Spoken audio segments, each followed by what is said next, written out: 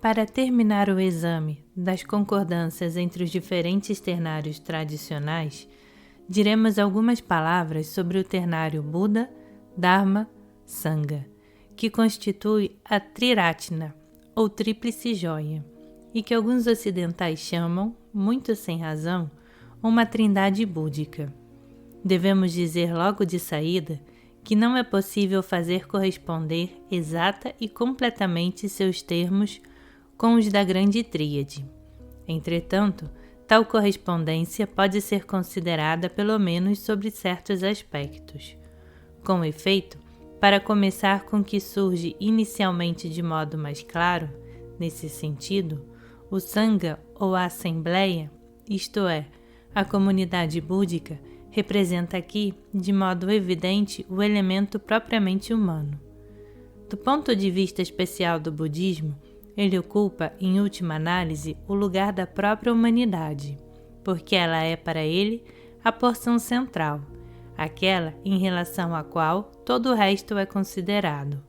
e também porque, de modo geral, toda forma tradicional particular só pode ocupar-se diretamente de seus aderentes efetivos, e não dos que estão, se podemos nos exprimir assim, fora de sua jurisdição.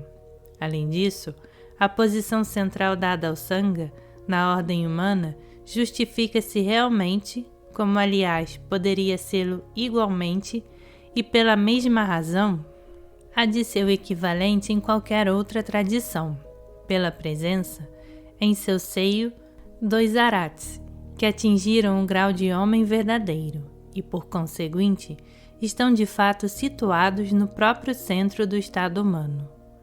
Quanto ao Buda, pode-se dizer que representa o elemento transcendente, através do qual se manifesta a influência do céu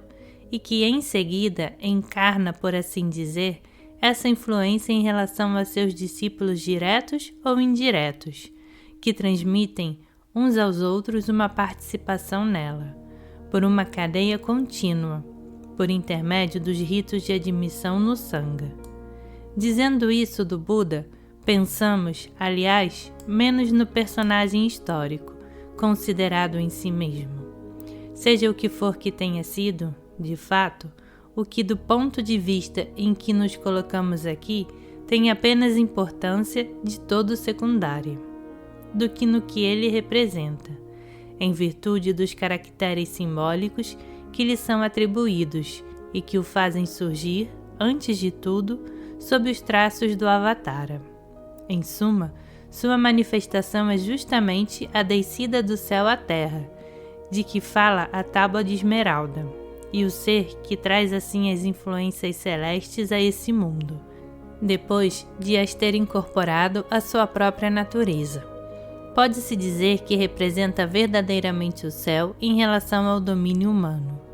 Certamente, essa concepção está muito distante do budismo racionalizado, com que os ocidentais estão familiarizados pelos trabalhos dos orientalistas.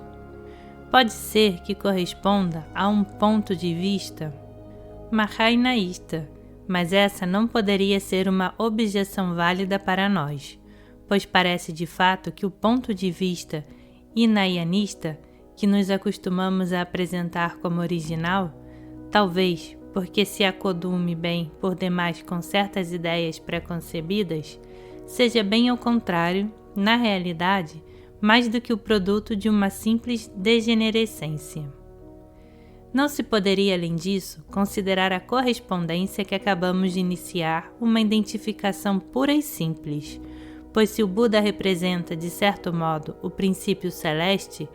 é só, no entanto, num sentido relativo, e na medida em que é, na verdade, o mediador, isto é, em que desempenha o papel que é precisamente o do homem universal. Por isso, no que se refere ao Sangha, devemos, para assemelhá-lo à humanidade, restringir-nos à consideração desta no sentido individual, inclusive o estado do homem verdadeiro, que é ainda apenas a perfeição da individualidade. E deve-se ainda acrescentar que a humanidade aparece aqui como se fosse concebida coletivamente, uma vez que se trata de uma assembleia, em vez de especificamente. Poder-se-ia, portanto, dizer que, se encontramos aqui uma relação comparável à do céu e do homem, os dois termos dessa relação são, todavia, compreendidos no que a tradição extremo-oriental designa como homem, no sentido mais completo e compreensivo desta palavra, e que deve, de fato, conter em si mesmo uma imagem da grande tríade por inteiro. Quanto ao Dharma ou à lei, é mais difícil encontrar uma correspondência precisa, mesmo com reservas como as que acabamos de formular para os dois outros termos do ternário. A palavra Dharma tem, aliás, em sânscrito, sentidos múltiplos, que é preciso saber distinguir nos diferentes casos em que é empregada, e que tornam uma definição geral quase impossível. Pode-se, entretanto, observar que a raiz dessa palavra tem precisamente o sentido de sustentar e fazer, nesse sentido, uma aproximação com a terra, que sustenta, conforme o que foi explicado antes. Trata-se, em síntese, de um princípio de conservação dos seres, portanto, de estabilidade na medida, pelo menos em que esta é compatível com as condições da manifestação, pois todas as aplicações do Dharma se referem sempre ao mundo manifestado. E como dissemos ao tratar do papel atribuído a Niu Quan, a função de assegurar a estabilidade do mundo se relaciona com o lado substancial da manifestação. É verdade que, por outro lado, a ideia de estabilidade se refere a algo que, no próprio domínio da mudança, escapa a essa mudança. Portanto, deve situar-se no invariável meio. Mas é algo que vem do polo substancial, isto é, do lado das influências terrestres pela parte inferior do eixo percorrido no sentido ascendente. A noção de Dharma, assim compreendida, não é, além disso, limitada ao homem, mas estende-se a todos os seres e a todos os seus estados de manifestação.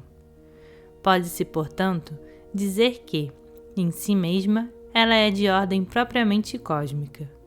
Mas na concepção búdica da lei, a sua aplicação é feita especialmente à ordem humana, de modo que, se ela apresenta certa correspondência relativa com o termo inferior da grande tríade, é ainda em relação à humanidade, entendida sempre no sentido individual, que esse termo deve aqui ser considerado.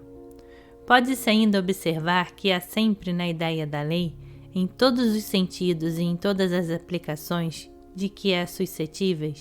certa característica de necessidade ou de constrangimento, que a situa do lado do destino, e também que o Dharma exprime, em síntese, para todo ser manifestado, a conformidade com as condições que lhe são impostas exteriormente pelo meio ambiente, isto é, pela natureza, no sentido mais amplo dessa palavra. Pode-se desde então compreender por que o Dharma búdico tem como símbolo principal a roda, de acordo com o que expusemos anteriormente a respeito da significação desta, e ao mesmo tempo, por essa representação, vê-se que se trata de um princípio passivo em relação ao Buda, uma vez que é este que faz girar a roda da lei. Deve, aliás, de modo evidente, ser assim, desde que o Buda se situa do lado das influências celestes, como o Dharma do lado das influências terrestres. E podemos acrescentar que o Buda, pelo fato mesmo de estar além das condições do mundo manifestado, nada teria em comum com o Dharma, se não tivesse de fazer a aplicação dele à humanidade, do mesmo modo que, segundo o que vimos antes, a providência nada teria em comum com o destino sem o homem, que liga entre si esses dois termos extremos do ternário universal.